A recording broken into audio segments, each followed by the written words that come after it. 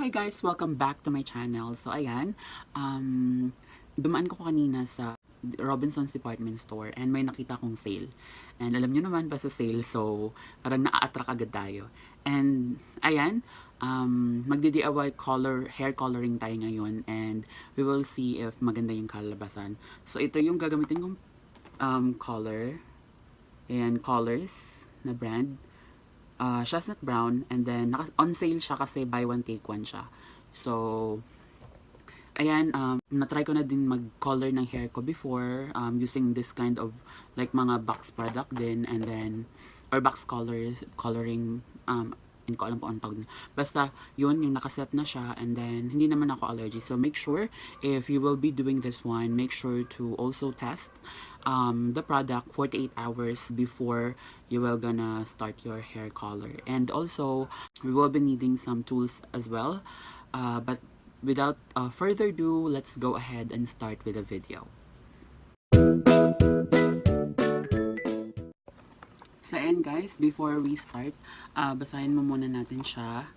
Yung sabi dito is, that's why for Asian hair, you can let your hair down with colors. So compared to Caucasian hair, Asian hair is visibly darker and thicker, making it more difficult to dye to penetrate. But don't worry, Kolours knows by heart and has perfected the right formula. With its color and care for Asian hair technology, Kolours penetrates into the very core of your hair, results to superior coverage from roots to tips. And guess what? Your hair is kept vibrant for a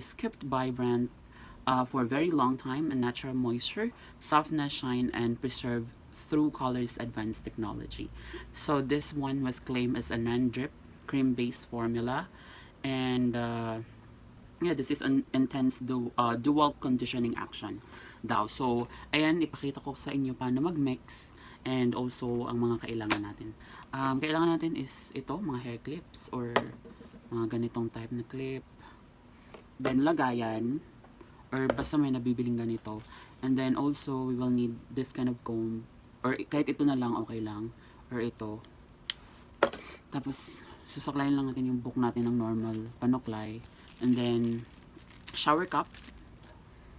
Then, ayan, nabuksan ko na yung products. Ipapakita ko lang sa inyo kung paano mag-mix. So, we will use this one, the Color Developer.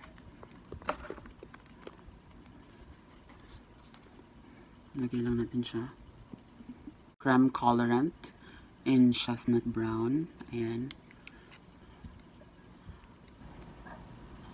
So, ito yung gamitin natin pang butas. So, ayan, lagay lang natin siya.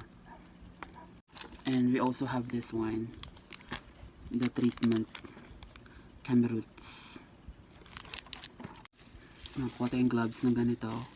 Plastic lang siya. Second one, kasi nga mahaba yung hair ko. Next one, this one.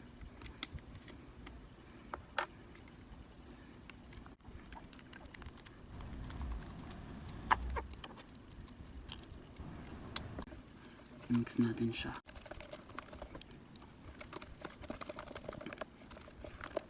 So, nagyan na yung mixture niya. So, next, this one guys, is you need to comb your hair. And then, we will section it into 6 parts para mas madali. Usually, I did like that. So, yung first part,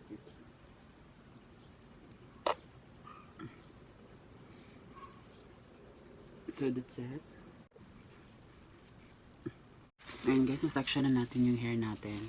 And then, we will now put the gloves. Ang pag-apply natin guys is ganyan.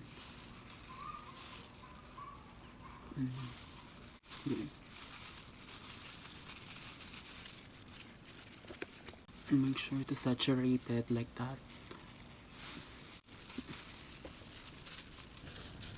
So, I'm working side by side.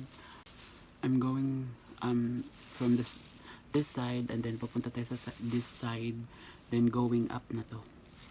So yun lang yun, ipapakita ko lang sa inyo kung paano, and then I'll gonna finish this one off cam.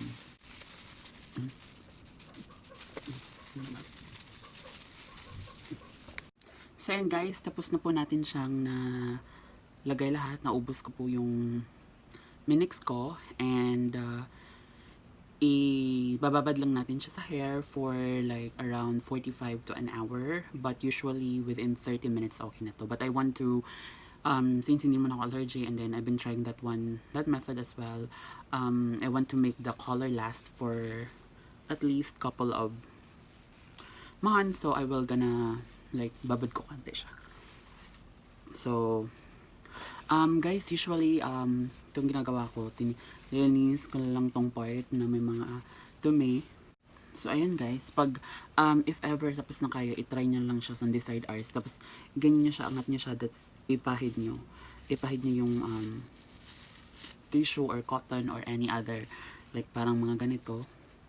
So if ever dumidikit pa yung kulay, so meaning hindi pa yan dumikit talaga fully sa buhok mo.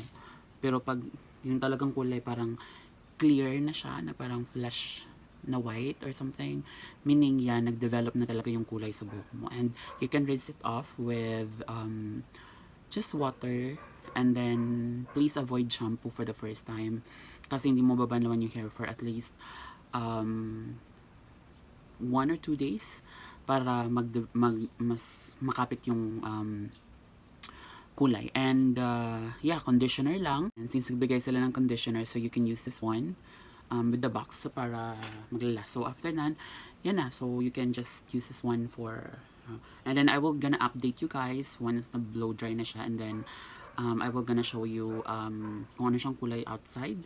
I'll gonna show you if ano yung shade niya sa hair ko if I'm outside in the natural lighting and then inside the house. So and guys, thank you so much guys. So I'll gonna update you later on. Thank you.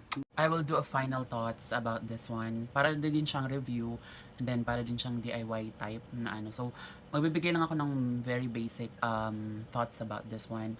I've been using a lot of products as well. This is one of the best that I can recommend kasi nga especially pag gusto niyo yung parang if may mga dark, may mga gray hair kayo, especially nag-aano talaga siya, nagko-cover talaga siya ng mga gray hair.